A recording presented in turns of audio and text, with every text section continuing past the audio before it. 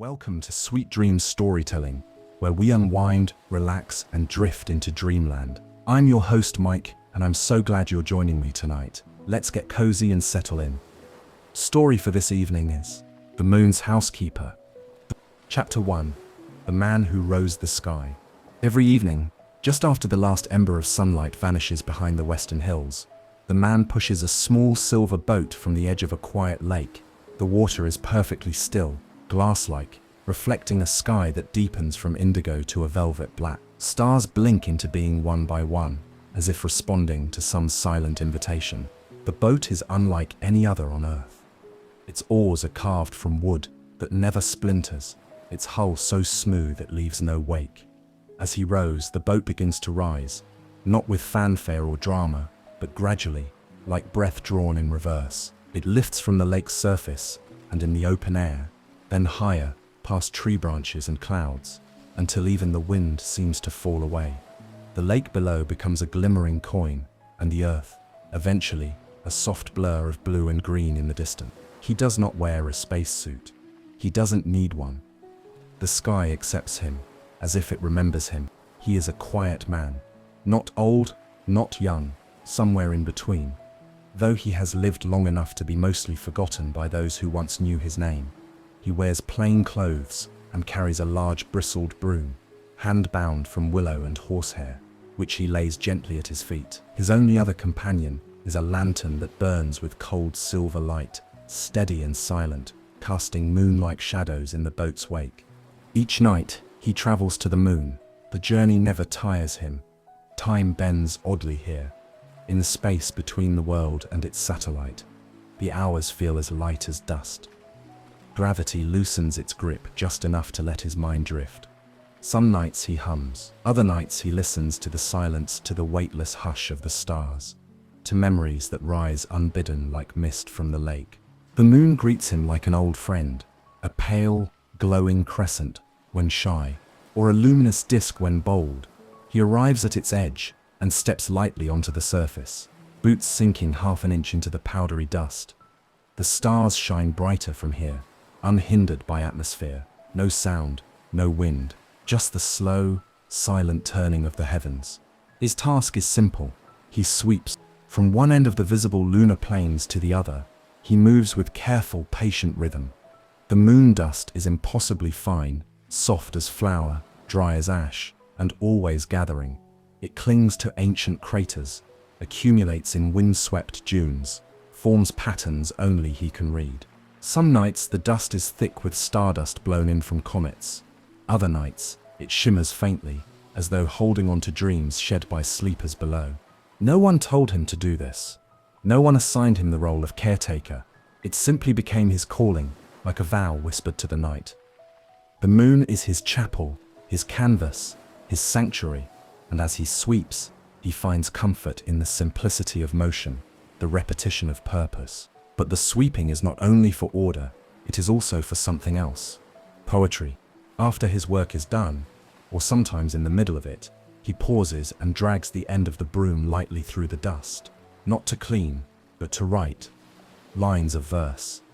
Fleeting thoughts, questions he cannot ask aloud, observations, often no more than a few words long. I sweep the dust, but leave the silence. The stars look down, but never speak. He writes without expectation. These poems are not meant for readers. They are left behind like footprints, soon erased by the next sweep. Still, he writes them, always in the same looped, elegant script that only he remembers learning, a language shared with no one. And so, each night, the moon is left a little cleaner, a little brighter, and perhaps, though no one else would know, a little sadder, because when he rows back toward Earth in the small hours of the morning, his boat trailing the faintest ribbon of starlight, he leaves behind a world that feels more like home than the one he returns to. On Earth, no one notices. The moon still shines. The lake remains quiet. His cottage at the shore remains locked, untouched, its windows gathering dust. But he knows. He has been there. He will go again tomorrow, because someone must tend the sky, and he is the moon's housekeeper. Chapter 2. Dust Poems. The moon, though ancient and pockmarked by time, is not lifeless. Not to him. To most eyes, it is a dead stone, locked in orbit, its grey plains unchanging. But the man who rows the sky knows otherwise. The surface breathes in its own way. Its stillness is a kind of motion, its silence a kind of speech. The dust shifts ever so slightly from one night to the next, rippling in slow, invisible tides. If you look closely enough, if you stay long enough, you begin to see it, the quiet rhythm of the moon's heart. And so he writes. It began years ago, though he has lost track of how many. Perhaps decades. Time slips oddly between sky and soil. At first, the writing was accidental. A doodle at the end of a sweep.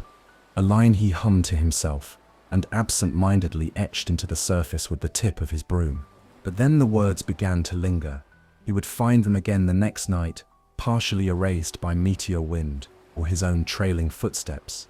Yet something in them stayed with him, more than the task of sweeping, more than the loneliness of the star. And so he began to write on purpose. The moon became his notebook, the dust his paper, the broom his pen. This dust remembers all who walk it. I am only one of many ghosts. No one waits for me below. And still, I return. He wrote haikus in crater rims, sonnets along the edges of Maria. Some nights he composed just a single line, etched in the long, slow arc of his broom. Tonight, even silence feels far away. Sometimes he wrote to the moon itself, imagining it as a great listening ear. What secrets have you kept from Earth? Do you love the pull of tides, or dread it? Other times, he wrote to no one at all, just to empty the words from himself before they swelled too large. He never expected anyone to read them. Who would? The stars, brilliant and aloof, never spoke back. The Earth, hanging low on the horizon, too distant to notice. And the moon was silent, always silent. Its only voice was the faint crunch beneath his boots, the soft swish of bristles dragging through dust. And yet, in those brief moments when he paused and looked back at his poems, when he saw them in the faint lantern light, pale and ephemeral, he felt a flicker of something like connection, not to another person perhaps, but to a memory of being heard. In his former life, before the boat in the sky, he had tried to write on paper, with ink. Stories, letters, a book once. But no one read them, or if they did not say so. The rejection, he recalled, wasn't cruel, it was simply quiet. A silence that deepened until it became a wall. He stopped writing. He stopped asking to be understood. But here, on the moon, no one could reject him. His words did not need to last. They did not need approval. They could vanish, by morning, erased by the windless breath of space. And yet, he kept writing. If no one reads these lines, they are still real. If they vanish, I still existed here. There was no ink, no pen, just a broom, just dust, just a man who refused to let his silence swallow him whole. Tonight, he finished sweeping early. The sky was unusually clear, the stars sharp-edged, the moon's curve luminous like pearl. He paused near the sea of tranquility and looked up at Earth, a glowing marble, soft with clouds. Somewhere down there, a billion lives carried on, unaware of him, of what he had become, of the quiet work he did every night. He knelt, took the broom in both hands, and wrote slowly. The world forget, but I still write. He sat beside it for a while, watching the dust catch starlight, and for the first time in a long while, he felt not happy, but calm, held, maybe, as though the moon, for all its silence, had been listening all along. He stood and walked back toward the boat, trailing footprints behind him like commas in a sentence not yet finished. Tomorrow, he would sweep again. Tomorrow, he would write. Chapter 3, The Echo in the Dust. The first time he saw it, he thought it was a trick of the light. The moon was nearing full again, a generous, glowing lantern in the sky. The housekeeper had swept for hours, clearing a wide, open stretch near the rim of the Imbrium basin. His lantern cast long, delicate shadows across the plains, and his broom left elegant trails as always. When he finished his task, he paused in his usual spot, a gentle slope where he often wrote his last poem of the night. He bent, broom in hand, and prepared to write. But something stopped him. There were already words there. His breath caught in his throat. At first he thought they were his own, perhaps lines he had written and forgotten. That happened sometimes. The nights blurred together, and he never expected his words to last more than a day. But as he crouched closer, he saw the script was different, still careful, still deliberate, but not his. The words stretched across the dust in a flowing hand, smaller than his and slightly curved, like waves or whispered music. You sweep like someone who listens. Why do you write, if no one is meant to read it? He stood frozen, his heart thudding softly in the space behind his ribs. The stars above blinked on, unbothered.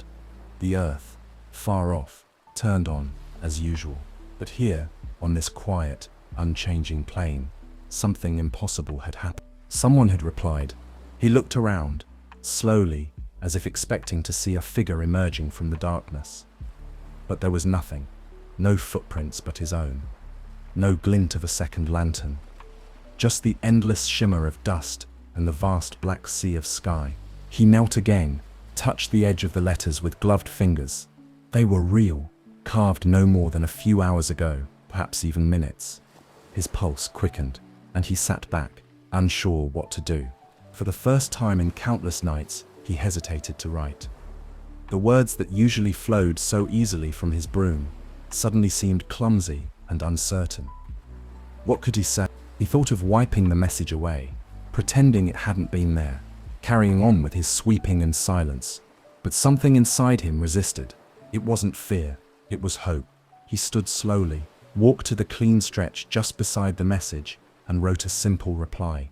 Because the silence answers back. Sometimes. He stared at the line for a long moment, then added, and now it has. When he finished, he didn't sweep the area clean, as he usually did. He left both messages untouched, a conversation brief, strange and unrepeatable, etched in moonlight and dust. Back in his boat, as he began the slow descent toward Earth, he couldn't stop glancing over his shoulder. He didn't know what to expect.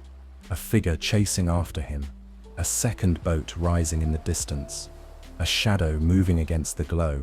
But the moon remained still. And yet, he knew, absolutely knew, he was not alone. That night, for the first time in a long time, he did not sleep. He sat beside his cold hearth, looking up at the moon through a small round window. He had never felt so uncertain or so awake. Someone had read his words. Someone knew he was there. Someone had replied. And if they had replied once, they might again. Chapter 4. Stranger's Voice. The next night, he rowed with a different kind of urgency. It was not hurried, not panicked, but there was a tension in his muscles, a deeper pull in every stroke of the oars. The boat rose through the air as always, cutting a silent path through clouds and starlight. But tonight, his breath came faster, not from the climb, from anticipation. He had not stopped thinking about the reply in the dust. All day his thoughts had circled it like a hawk above still water. The words were simple, but they had opened something vast. A door in the dark, a ripple in the still pool of his silence. Someone else was on the moon. When he arrived, the lantern lit the edge of the sea of rains, casting his long shadow over the grey surface. He paused, scanned the dust. Every print, every ripple, every indentation seemed suddenly suspicious. Clues perhaps to the presence of the stranger, but there were no new footprints. No trail, just the familiar curve of the terrain and the faint glimmer of his own past steps. Still, he knew, the way one knows a storm has passed, even when the sky is clear. He made his way to the basin where it had happened. The writing was gone, erased by time or dust or the simple shifting of the moon's breath. But in its place, just a few feet away, was something new. Your words sit like stars on the ground. I think they've always been waiting for someone. He exhaled, a quiet, stunned sound, and crouched again. The script was the same as last time, delicate, looping, alive, with intention. Whoever had written it did so with care. Not as a joke, not out of boredom, but as an offering. He sat in the dust, legs folded beneath him, and stared at the message. The moon was silent, as always, but tonight it felt less like absence and more like breath being held. Something alive, something listening. He took up his broom, hesitated, then wrote beside it. And I've always been writing to someone. I just never thought they'd reply. There was no immediate answer, of course. No voice from the shadows. But something changed inside him as he wrote. A warmth bloomed in his chest. Small but undeniable. He stood, walked a few paces, then swept a wide semicircle in the dust, like clearing a page. He wrote again, more deliberately this time. Who are you? Do you walk the dust as I do? Do you sweep? Or only write? It felt strange to ask questions. He wasn't used to expecting answers. His life had long been a conversation with silence. But now he felt the faintest echo.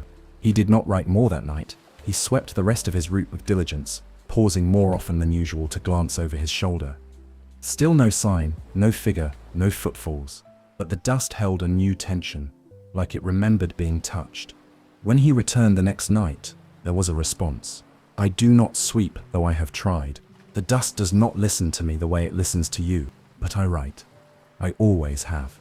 As for who I am someone who noticed you, and someone who stayed quiet too long.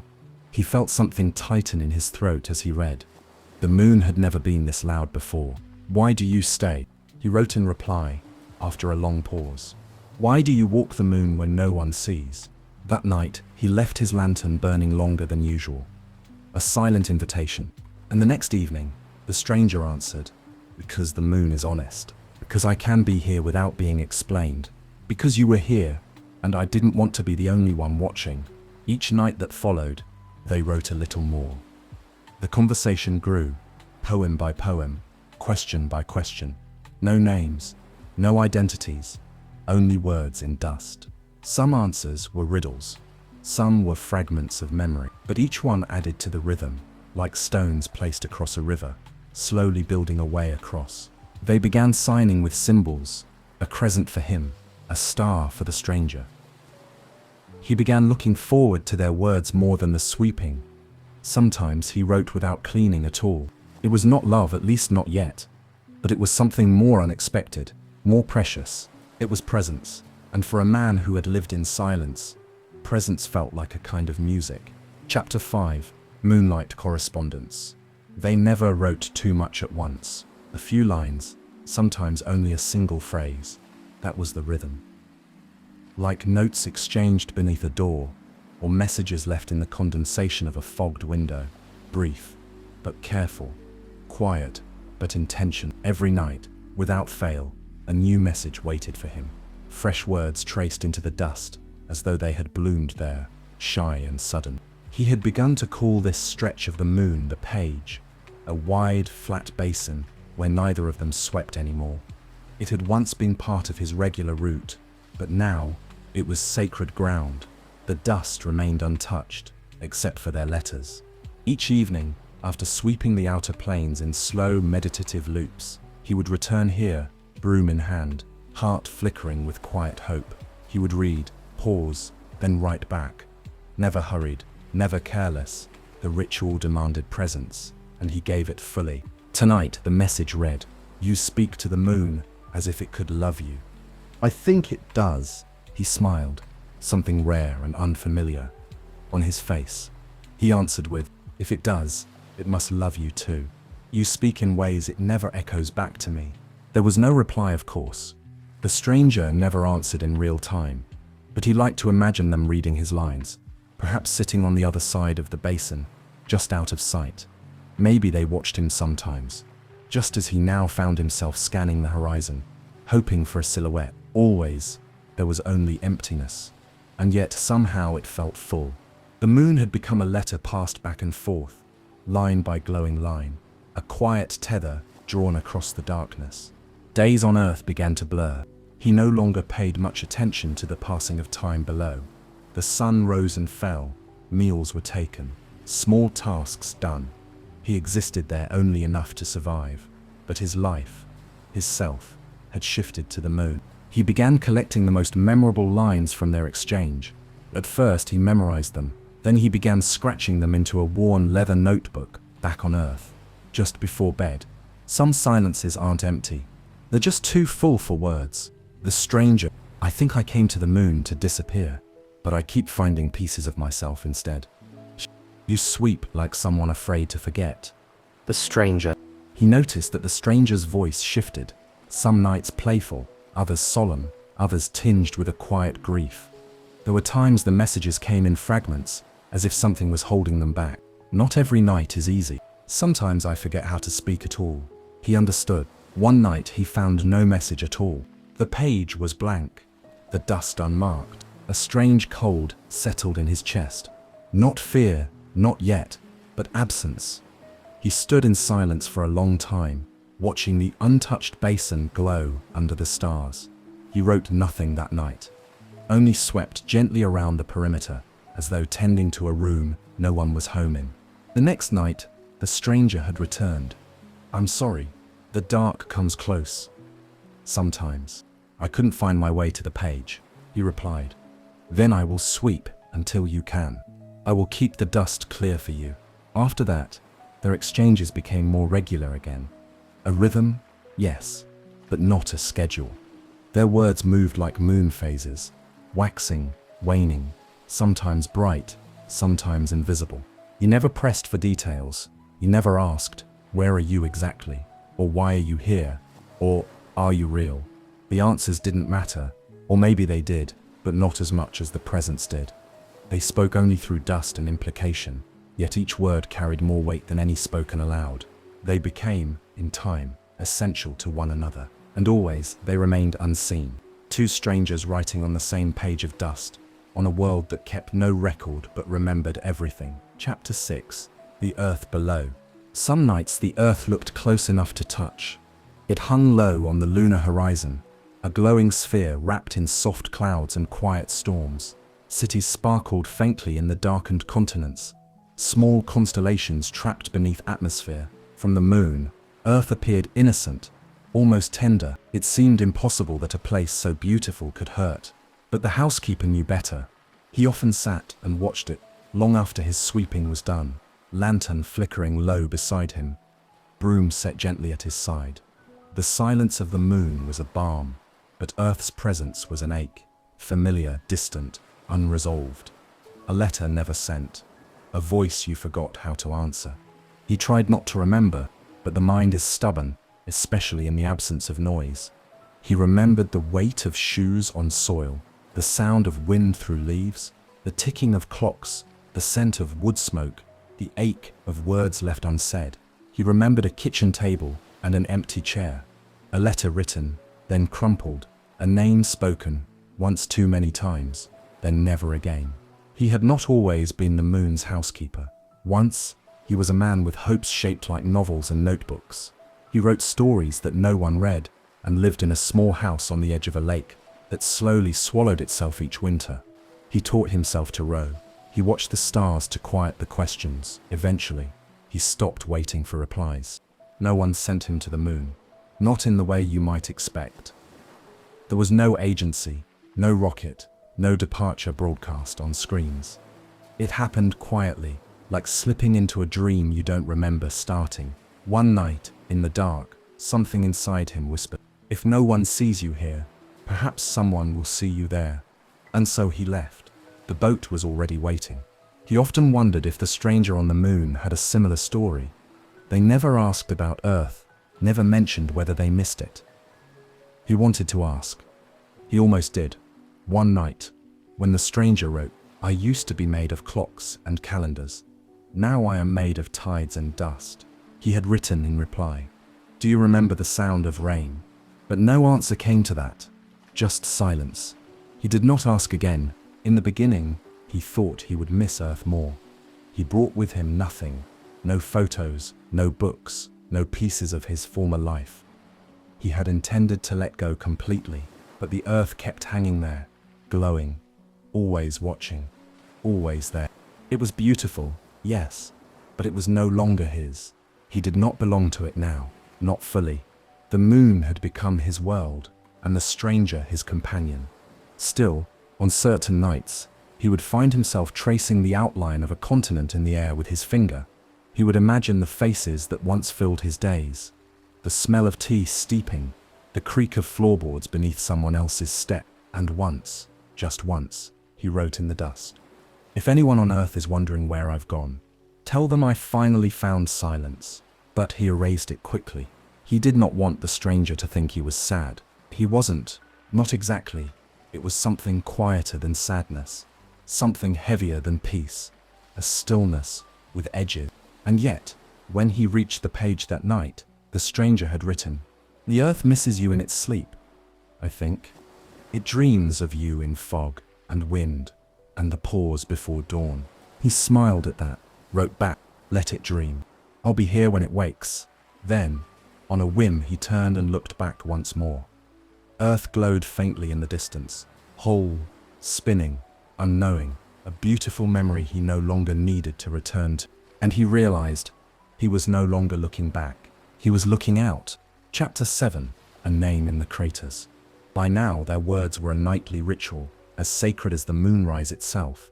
The page had grown into a constellation of messages, tiny exchanges spaced by time and silence, each one layered over the last, half faded but never truly gone. Sometimes, they wrote in long loops that circled old footprints. Other times, their messages stretched like bridges from crater edge to crater edge, poems woven into the pockmarked terrain. He had learned to read the stranger's mood by the size of their script. On playful nights, the writing arched dramatically across dunes. On quieter nights, the lines stayed tight, half buried in the ridges of dust. But always, the voice felt the same. Kind, wry, watchful, lonely, too, but not in a way that asked for pity. The kind of loneliness you wear like a shawl, the kind that listens when you speak. He realized one evening, while drifting along the rim of Archimedes' crater, that he was no longer simply waiting for the messages. He was looking forward to them. He began to save his best lines, drafting them in his head while he swept. He became more deliberate in his writing, his brushstrokes precise, thoughtful, sometimes even rehearsed. He didn't know what to call the person who wrote back. Calling them the stranger in his mind felt too distant now, too sterile for something that had begun to feel like kinship. He wished for a name, if only to whisper it quietly in the silence. He never asked, but one night, the stranger gave it freely. He arrived to find the basin unusually quiet, no fresh writing in the usual place. But just beyond it, drawn across a ridge of moonlight, were two simple words. "My name is Sol." He stopped walking. It felt strange, too small, almost for something that felt so monumental.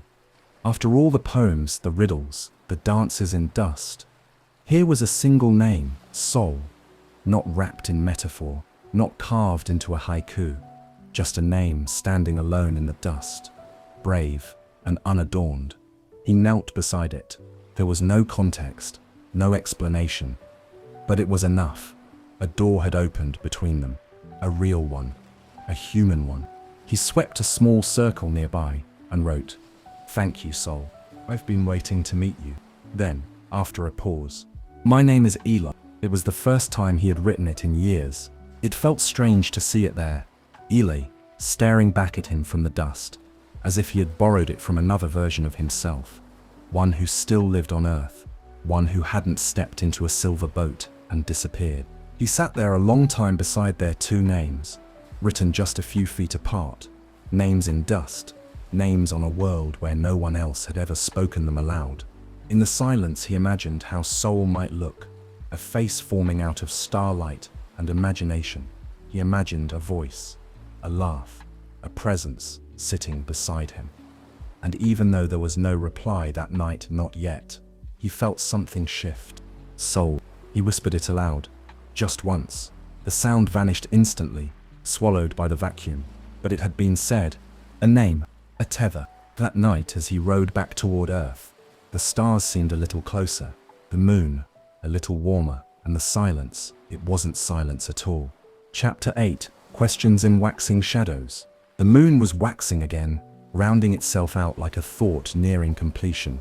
It bathed the plains in silver, the shadows soft and stretched. On these nights, Eli found the surface more alive than ever. The dust shimmered faintly under the fuller light, craters blushed with hidden reflections, and even the silence seemed to hum with a quiet electricity.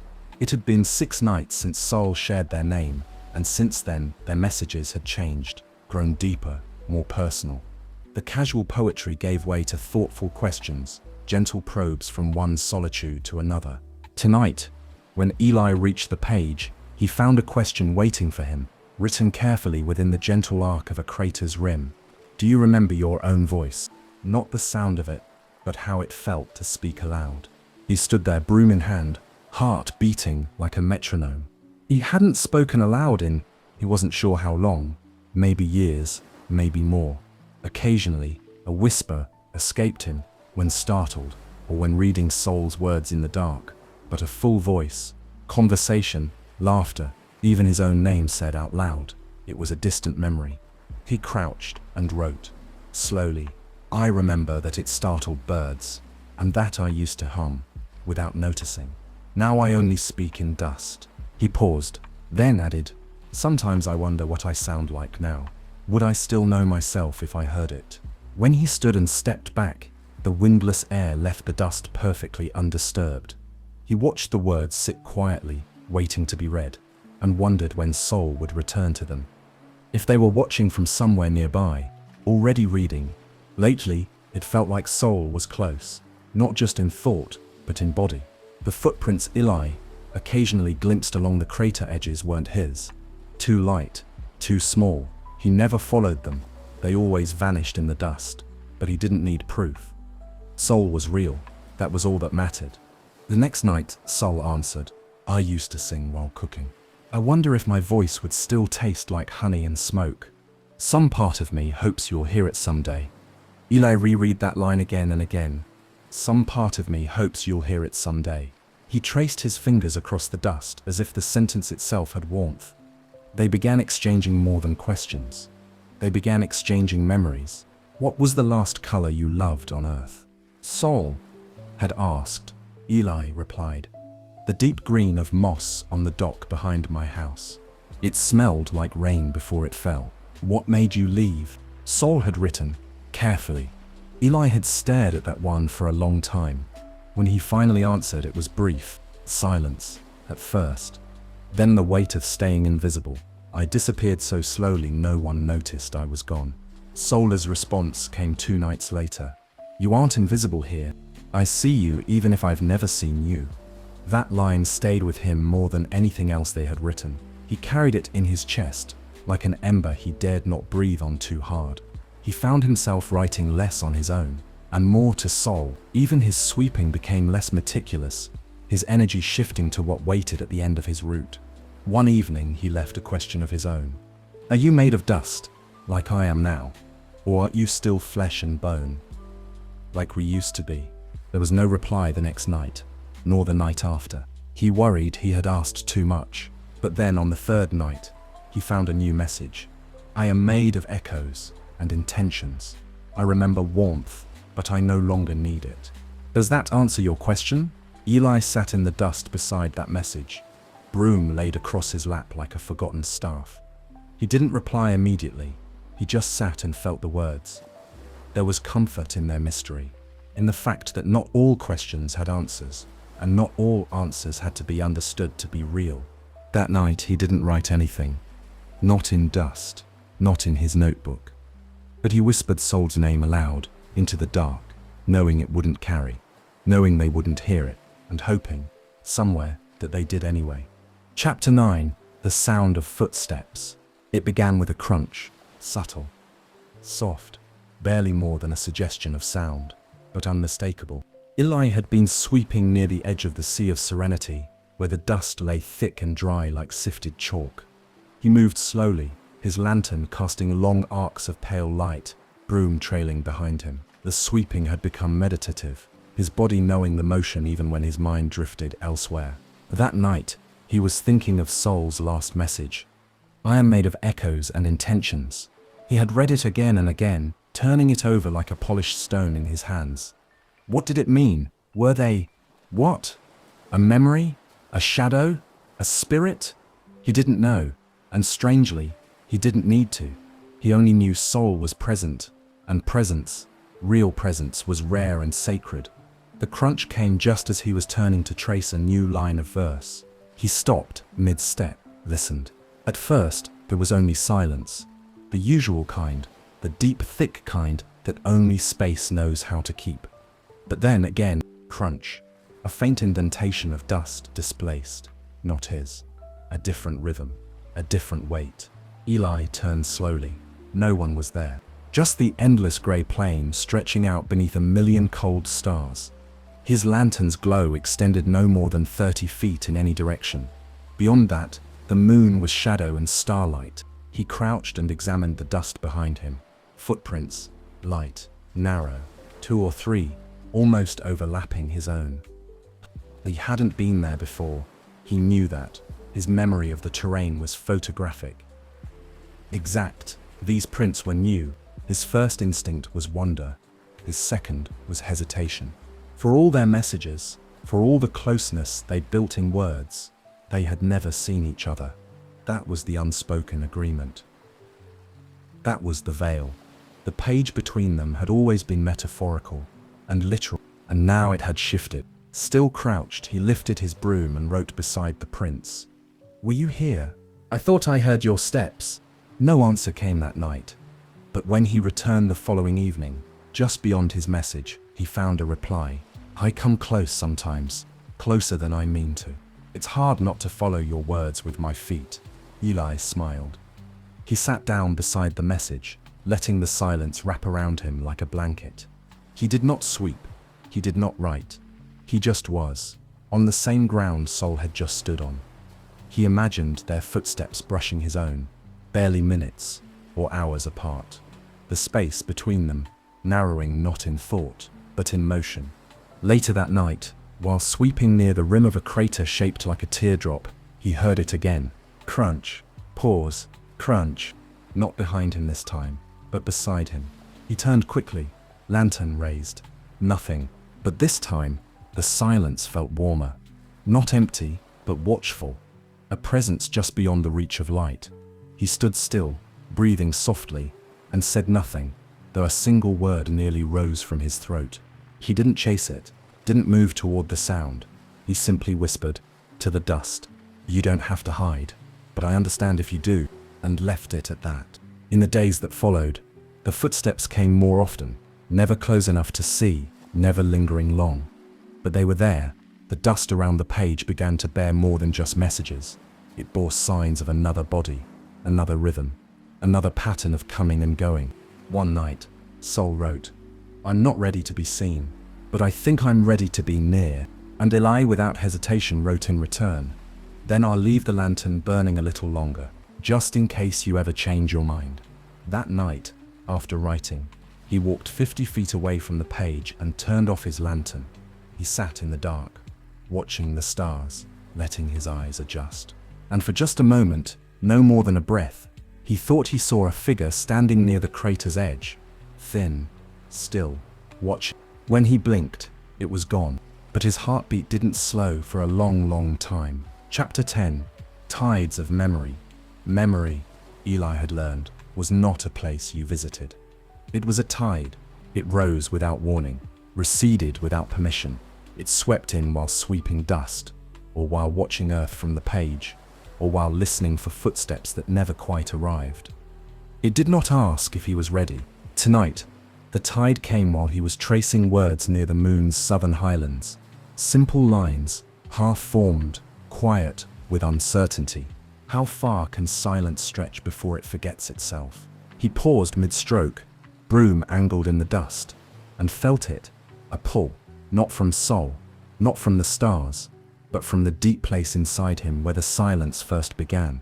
He sat down, closed his eyes, and let it in. The house had been small, just enough room for two, or, eventually, for one.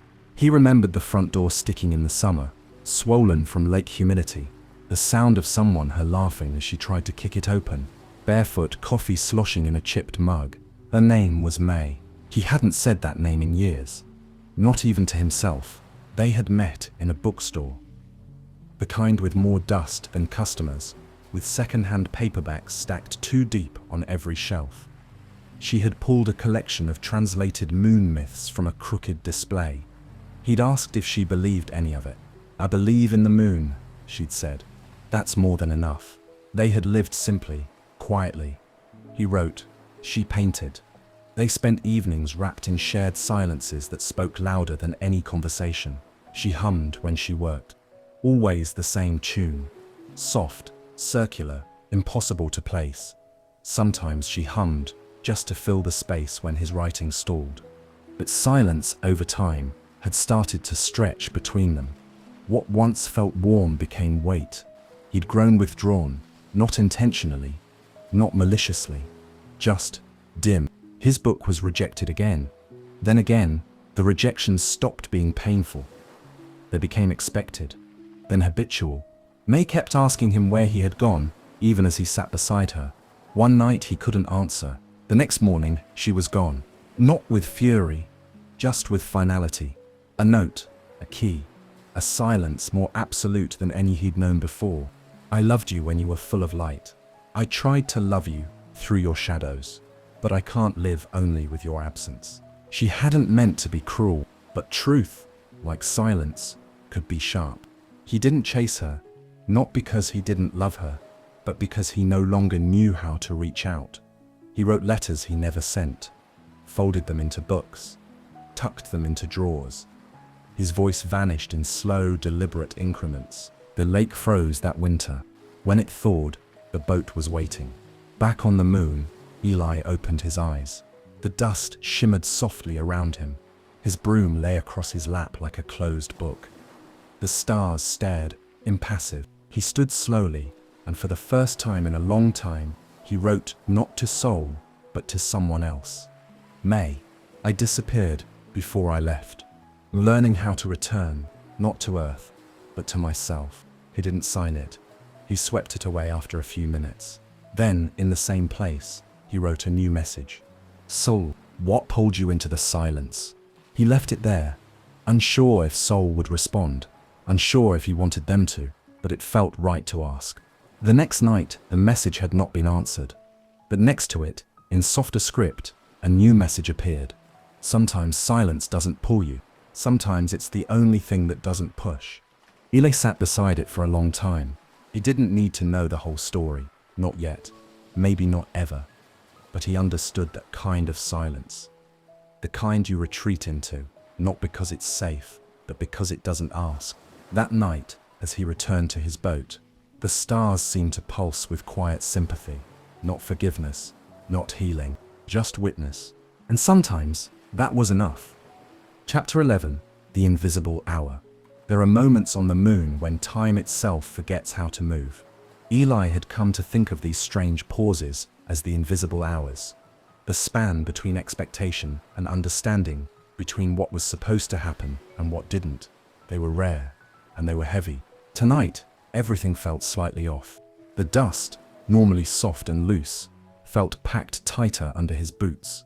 The shadows along the ridges of the crater were longer than they should have been. His lantern, which usually cast its steady silver light, flickered faintly, like it was unsure of its own glow. And the page, the sacred stretch of dust where their messages had grown, poem by poem, like vines on a shared wall, was blank. Completely, utterly blank. Eli stood at the edge of the page and waited. Perhaps the message had been left elsewhere, he thought. Maybe Soul had shifted the meeting place, or written in a new pattern. He walked a slow circuit around the basin, checking the usual craters, the half-swept ridges, the dunes where Soul's script had once curled like ribbons of smoke.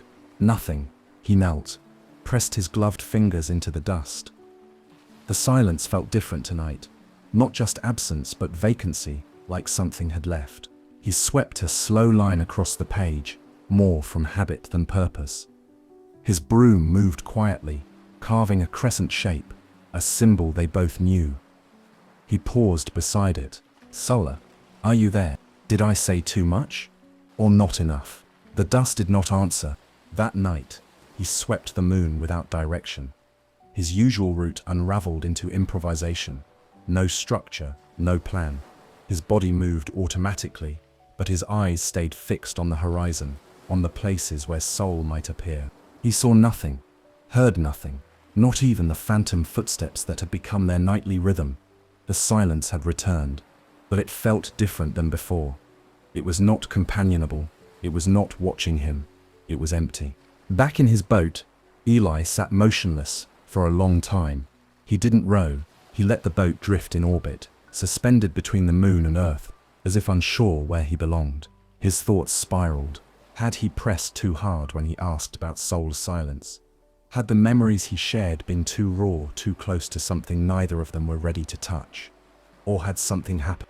Could something happen to someone like Soul? He didn't know. That frightened him more than he cared to admit. He returned the next night. The page was still blank. No footprints, no message, just the faint ghost of his previous crescent symbol, half blown by the drifting dust. He stood in the middle of it and whispered into his helmet. Even though sound couldn't travel here, come back. No one heard. Still, he wrote again, I'll wait, however long it takes. This silence is different with you in it. He left it there. No sweeping, no final poem. Just that message and a lantern burning slightly brighter than usual. The next night, still nothing. And again, the night after, time stretched. Sweeping became automatic again. But this time joyless. Eli returned to old patterns, but without the same intention. He left verses in the dust, unsure if anyone would ever read them again. Unsure if he was writing for Soul or for the version of himself that had believed Soul was real. He didn't cry. There was no space for that here. But he felt the ache settle in his chest, the way cold settles in bones. Quiet, persistent. Then, on the 6th night, something changed. Not a message, not a word. A single footprint pressed into the dust just beside the page. Smaller than his lighter, familiar, just one. But fresh. Eli dropped to his knees and stared at it. He didn't touch it, didn't sweep around it. He simply sat there for what felt like hours, the weight in his chest lifting, trembling, rearranging itself into something that might become hope again. Soul wasn't gone, just quiet. Some silences aren't abandonment. Some are recovery. He knelt beside the footprint and traced a circle in the dust, then a line through it, half moon, half heart. A symbol, a signal. Not where are you, but I'm still here. He didn't know when Soul would return fully, or if they would. But now he knew what he hadn't known before. This silence had an edge, and just beyond it someone was still listening. Chapter 12, Wax and Wane. The moon, like the heart, has its own rhythm. Waxing, waning, hiding, returning. It changes, but always within a pattern, until it doesn't. Eli noticed it first in the timing. The shadows arrived earlier than they should have. The line between light and dark, normally slow, sweeping, had sharpened. The terminator, the dividing line between day and night, on the moon's surface, shifted with a precision that felt unnatural. The light dimmed too quickly, the nights grew too cold. And Earth was beginning to tilt in the sky. It had always been steady from the moon's surface, hanging in place like a photograph nailed to the firmament. But now, it drifted ever so slightly, with each passing evening. He measured it against crater ridges, mapped it relative to ancient lava flows. The change was real, subtle, but certain. The moon was not behaving as it should. Eli didn't speak of it. Who would he tell? But he felt it, in his bones, in his breath. The moon was tense, as if something long asleep was shifting beneath the crust. The way an animal twitches just before it wakes. Soul had not returned. Not fully. No new messages. Only that single footprint, now half erased by dust. And yet Eli felt them again. Not as presence, but as pressure, like a thought forming in the air around him. He kept writing, even with no response. The moon is different. It sleeps with one eye open now. Did you do something? Or is the moon dreaming? Louder than it should. No reply. He swept, waited. Another night passed, then another, and then a change. Not in words, but in light. One evening, as Eli rode toward the moon, he noticed it had begun to dim. Not gently as it did during waning, but suddenly, a blotting, a fading that didn't belong to any known phase. The edges blurred, as though someone had drawn a veil over it. The surface, when he arrived, was harder to see. Even with his lantern burning bright, the dust didn't shine. The craters didn't glow. Everything was muted. He swept in circles that night, restless, unable to concentrate. Something was shifting beneath him, within the moon, and though he had no instruments, no readings, no graphs to prove it, he knew it with the certainty of instinct. Something was about to happen. As he reached the page, now nearly swallowed by shadow, he found it a single word, etched faintly in a small patch of untouched dust. Soon. Not signed, not dated, but he knew it was from Soul. He dropped to his knees, brushing away the veil of dust around it, trying to see if anything more had been written. There was nothing, just that word. Soon, he stared at it until the edges blurred in his vision. What did it mean? Soon what? Soon I'll return. Soon it will change. Soon will mean. Or worse, soon it ends. His hands trembled slightly as he wrote a reply. I'm still here. Whatever's coming, I'll meet it with you. He didn't sweep the page clean that night. He let it stay. Words and footprints and shadows. Let the dust hold it all. Proof, perhaps, for whoever or whatever came next. As he returned to the boat, he looked back one last time and saw the moon dimming further. A slow eclipse with no source. A shadow without cause. The lantern flickered as he sat down in the boat, casting one last arc of silver over the strange altered surface. And for the first time since coming to the moon, Eli felt something close to fear, not of being alone, but of not being ready for what might arrive. Chapter 13. The Vanishing Moon. It vanished without warning. No eclipse, no warning flash of light, no scientific preface or trembling tremor. Just gone. Eli was halfway through his sweeping when it happened, gently brushing the surface of the Meranubium, a familiar stretch of lowland dust he could trace with his eyes closed. The stars had been unusually bright, and the earth hung lower than ever, a heavy pearl near the horizon. Then the lantern flickered. Then the shadows folded in. Then there was no moon, no horizon, no dust, no stars, just absence. Eli stood frozen, broom in hand, staring into a space that no longer held anything. Even the ground beneath him had changed. It wasn't that it had gone dark, it had gone undefined.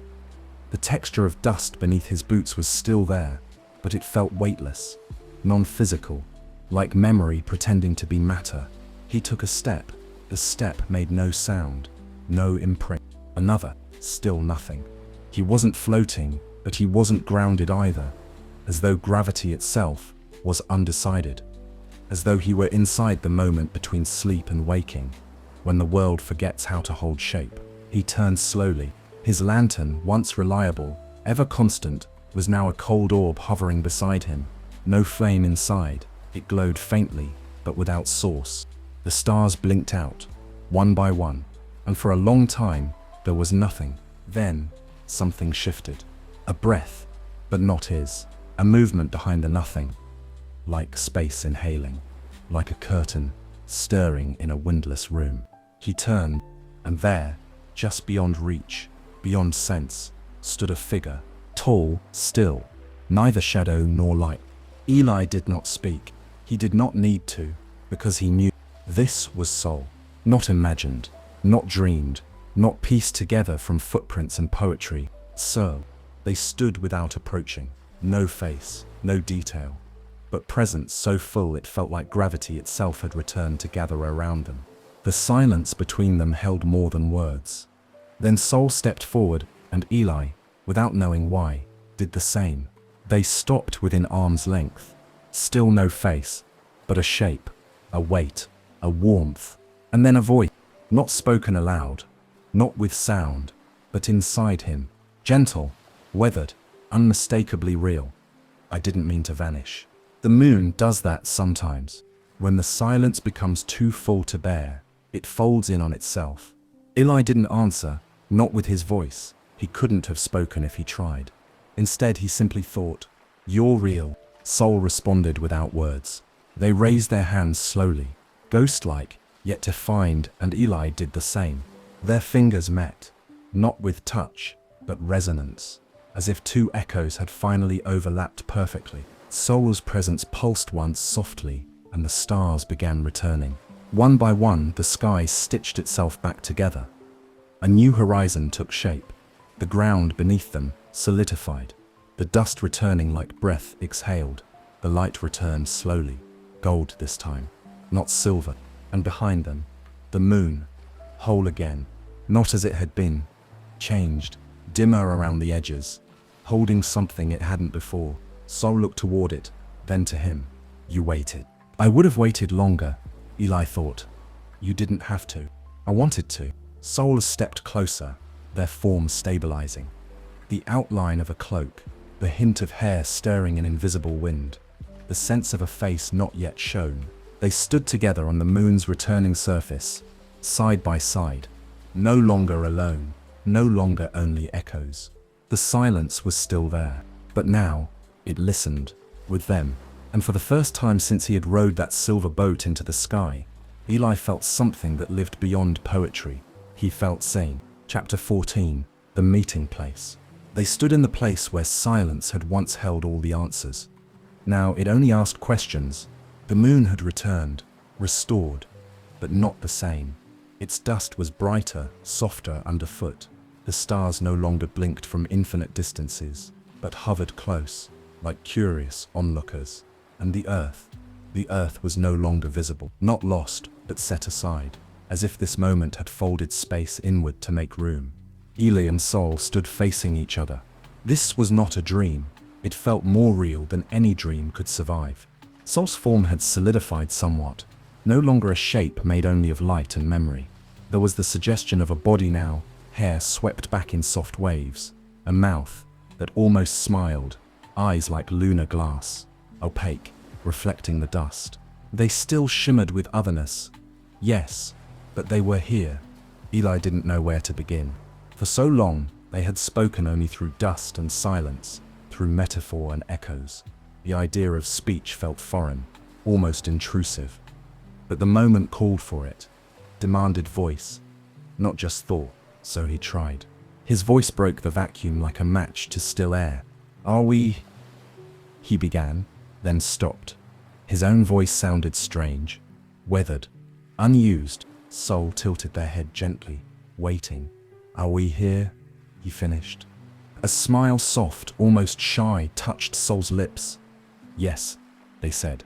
Their voice was low, rich, layered with something like wind and old paper and starlight. But not in the way you're used to. This place isn't the moon. It's what the moon remembers of itself. What it shows only when it trusts you. Eli blinked. So, I'm dreaming. Sol shook their head. Not dreaming, not fully awake, either. Think of this as the space between silence and speech. A place you're waiting carved open. Eli breathed, slowly, deliberately. He stepped closer, studying Sol's face. How long have you been here? Sol's gaze drifted toward the cratered horizon.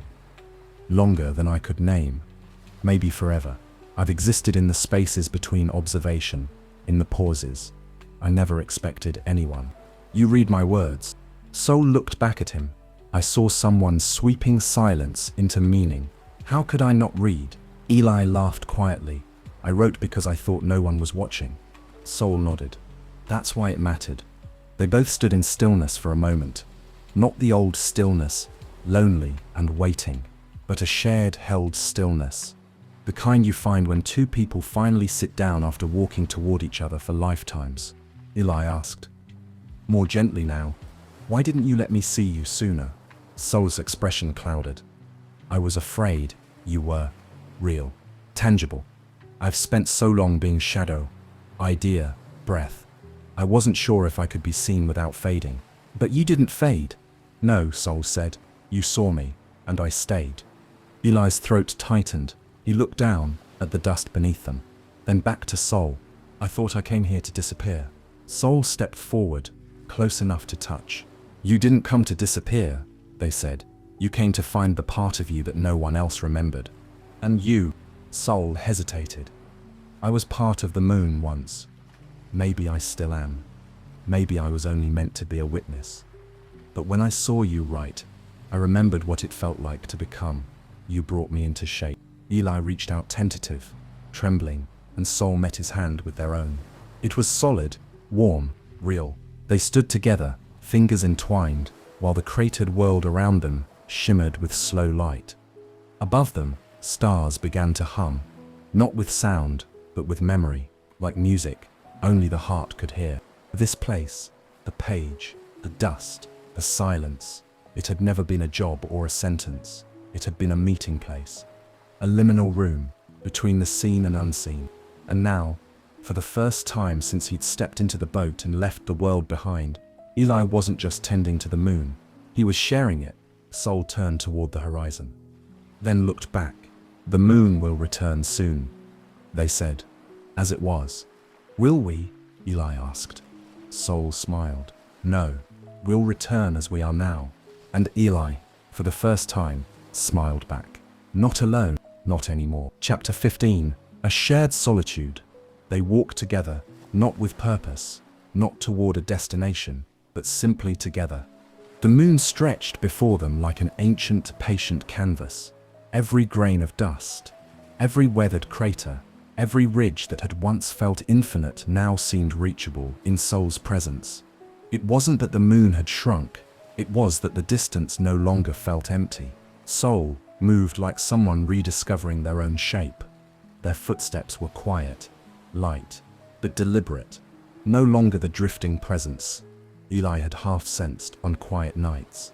They had mass now, shadow, gravity. Together, they traced the old sweeping routes, the ones Eli used to follow in solitude, the places where poetry had first been planted into dust, the craters they'd filled with quiet questions, the basin they had called the page. It was still there, though different.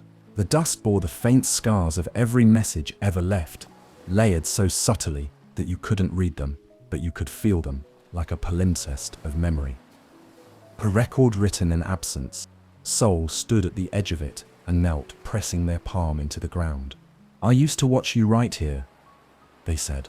Every night, like watching someone pray without expecting an answer. Eli knelt beside them. It wasn't prayer, no, Sol said softly. It was survival. They looked at each other, neither embarrassed nor guarded, simply seen. They began writing together, not poems at first, just small shared lines, jokes, observations. One word would lead to another, one idea curling into the next. They didn't sweep the dust away anymore. They wrote in wide, looping spirals, messages that overlapped, connected, danced across the moon's surface. Eli, the moon has kept so much, for so long. Sol answered, let it keep us too. Sometimes they walked without speaking, letting their silence stretch between them like a warm thread, not a void, but a woven pause. The kind of quiet that holds space instead of stealing it. And in that stillness, something shifted in Eli. He realized he no longer looked up at Earth every night. He no longer counted the stars in search of proof. His purpose had changed, quietly, like the turning of a tide. He no longer swept the dust to clear it. He swept to make room for words, for presence, for soul. One evening, they sat at the edge of a crater rim and watched stardust shimmer through a faint meteor stream. It trailed silently across the sky, a slow arc of light. Sol leaned against Eli's shoulder. Their form was warm, familiar now. Eli whispered, do you think we were always meant to find each other? Sol was quiet a long time before answering. No. I think the universe forgets most of what it begins, but sometimes it remembers just long enough for two silences to touch. Eli smiled. They watched the light fade across the sky. They didn't speak for a while. They didn't need to. The moon no longer felt like a place between things, no longer a station for those who had vanished. It was a home, not because it was comfortable, not because it was easy, but because someone else was there. A shared solitude, two lives made whole in the pause between loneliness and language. And in the dust, beneath the stars, their words remained, not waiting to be read, but simply existing, like they did, together. Chapter 16, The Moon Returns. The moon had never needed permission to change. It waxed and waned, it brightened and faded, always with the illusion of predictability. But now, after the vanishing, after the meeting, after the silence gave way to presence, its return felt different. It was not merely a phase, it was a transformation. Eli and Sol noticed it first in the light.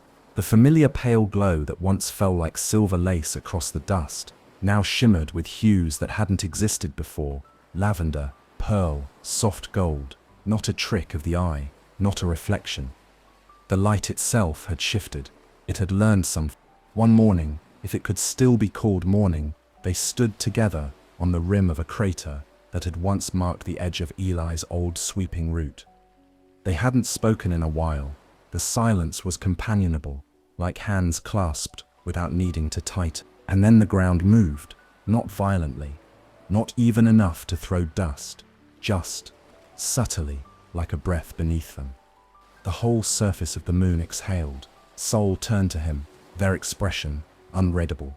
"You feel it too?" Eli asked. Sol nodded slowly. "It's waking up." They knelt together, pressing hands into the dust. Beneath their touch, it pulsed faintly, like a heart beginning to beat again after a long sleep. Eli whispered, "Did we do this?" Sol didn't answer immediately. "I think we were the first to listen closely enough," they said at last. "And now the moon remembers it's alive." The changes quickened.